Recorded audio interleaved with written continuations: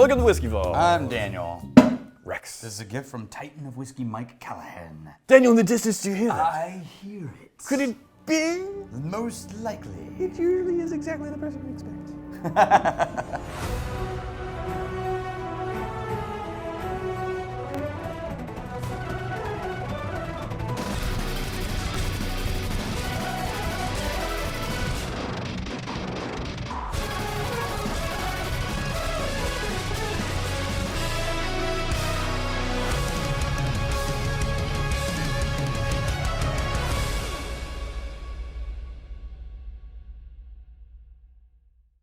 Potentially the person we just named.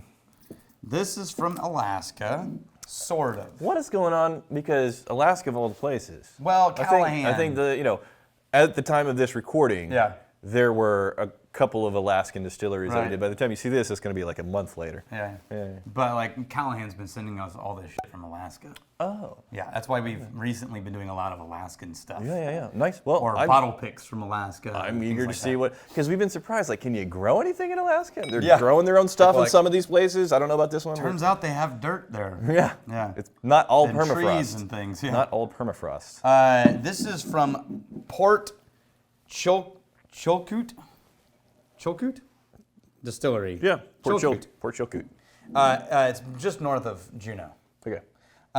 Anyway, this is technically a blend of straight rye whiskeys, and what I love about that is they labeled it correctly. Oh. Now, the bottling statement is See, incorrect. I It think I says- would love the whiskey more than the actual Yeah. adherence to compliance. Well, because so often I know what they did with this, and so often you get misled because on the back it says bottled by and nothing else. Got it. Yeah. But they're at least trying to be a little more. They did blend rye whiskey. Yeah. So this is their rye mixed with.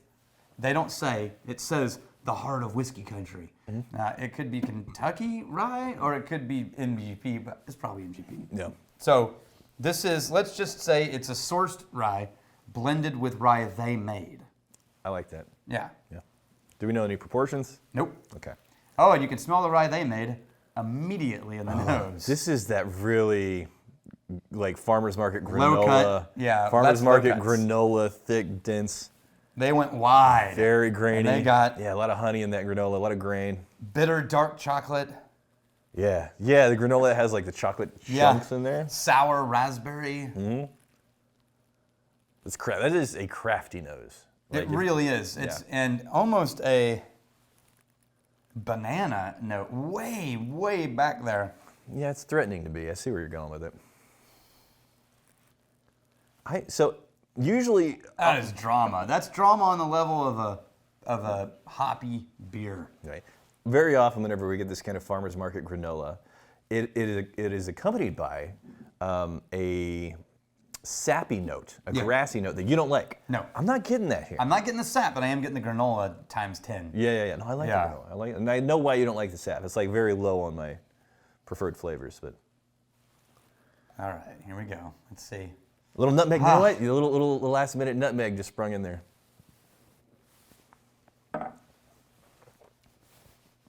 I like that out of that. Oh, the palate's nice. Yeah. Very thick and rich. But soft. Creamy on the end. Yeah. It's That's nice. yeah. Okay, there's something in there that's more than just creamy caramel and vanillas and what is it? It doesn't go on for long. Like, it drops off pretty quick. But while it's there, it is nice. I like it. There's a tanginess that's almost citrusy Completely gone now. on the palate. Take one sip, spread it around a little bit, and then swallow. Count to 2, and bing, there's this little, I was about to call it like 7-Up, but it's this like citrus tang that's still sugary. Yeah, I got you. It's a little bit of, like the lime zest. Yeah. You ever zest a lime and the Slightly smell in bitter there? and- oh, the smell. Yeah. Yeah. Yeah, because I'm not getting the bitterness, Yeah. but I am getting that zesty, sharp citrus instead of That was not, embarrassing. that was way off. You should be very glad there's Yeah, no I'm camera. 20% blocked from the trash Well, can. hold but I on still now. got it. Now we're just coming up with excuses. Yeah. Because I'm looking at this and I've missed all 3 of those, and that's the only one that's hit the railing so far. So, all right, going back. oh, something new. Yeah, it did. As it combines, it turned into something different. Oh, a little bit more of that polished wood, the antique polished wood. I have it. Hang on a second. You ever use gumbo filet and gumbo? I don't cook. I eat. No, but like usually they'll have it as a side, like you put it on like salt and pepper. Okay. It's a little, you dust it across the top. Oh, It's yeah, gumbo yeah, filet. yeah. It's powdered sassafras leaves. Okay. Yeah. I'm gonna have to take your word for that. No. And I mean, it's something I'm familiar with. Yeah. But it smells like sassafras. Huh. I'm gonna have to try me some powdered sassafras leaves. Yeah, it's gumbo filet. It's Yeah, a yeah, thickening I know the agent powder. in gumbo, Yeah. yeah. And it's a great smell, and it's in the direction of tea, because it's leaves. It's sassafras, like dried, crushed leaves. And then, yeah, the more I go back to the nose, the more the like a polished wood shows up. Yeah. Antique wood. It's not. I don't like the nose because the granola is so strong. No, I like but it. I do like the palate. Yeah, I like granola. That's probably whenever somebody is obviously crafty. Yeah. If they're obviously crafty in a granola direction. That just means wide cuts is all that means. I They're like just it. going wider I on like the the cuts. craft. I like farmers markets. I like the little Yeah. old man with his Look, little bags of granola. As long as Kyle and I are in charge of shit down there, there's not going to be that granola. No, I'm not saying. I'm not saying we make it. Yeah. Yeah. We don't want to be crap. We don't want to be a farmer's market whiskey. But in terms of do I like it, I do. Yeah. Yeah. That is one of the things that you got to keep in mind whenever making whiskey, is to not let your own preferences just dictate everything going out the door. Because Lord help you if you have weird preferences and you're trying to sell a product. Yeah, that's real. All right. We've all tried those whiskeys. All right, once more in. I like how it keeps up. Like It's still holding up, it does. even in a lower proof. RB worth 12. I agree and disagree with all of the descriptions these two give. All right. Mainly because their descriptions of the various bourbons are entirely subjective. That's called taste. Welcome to the game, my friend. Yeah, welcome to tasting things. Nearly every bourbon could easily have the same vague descriptions. Yes, okay. We've talked about this, and we do struggle with this. This is real. How do you make it accessible? Yeah. So Because I could talk in about the bourbon- little old man at the farmer's you market. could, yeah, that's unique, yeah. In He's- bourbon, there's probably he's like delightful. 50+% of the tasting notes could be identical for almost any well-done bourbon on the entire North American continent. Yeah.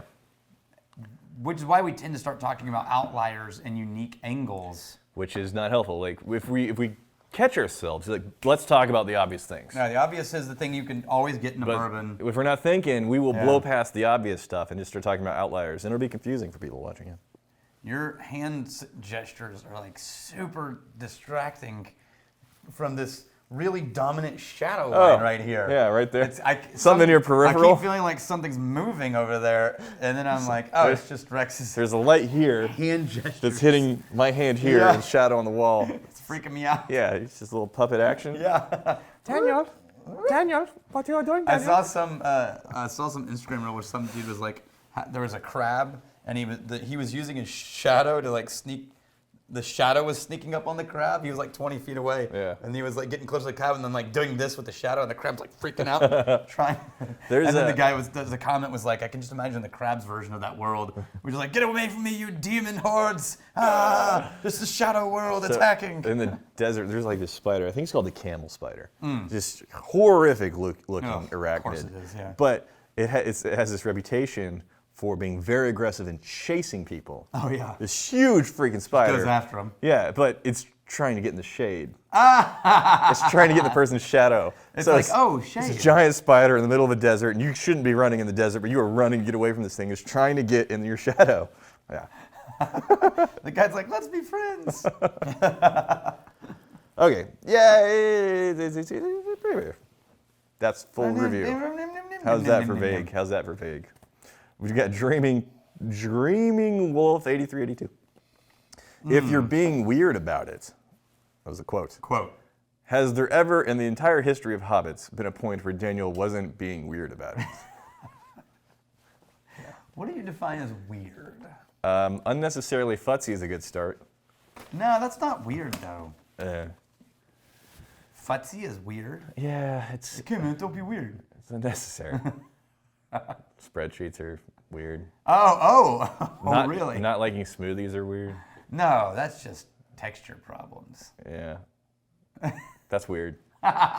Texture problems are weird. Texture problems Man, are weird. your category of non-weird human traits is narrowing very quickly. So here's the game. Spreadsheets are out of the. I'll pull back the curtain. As long as I talk about your weirdness, Yeah. nobody's focused on mine. That's true. Yeah. Here's to fighting, stealing, and drinking. If you fight me, I fight for a friend. You steal, may you steal your lover's heart. And if you drink, May you drink with us.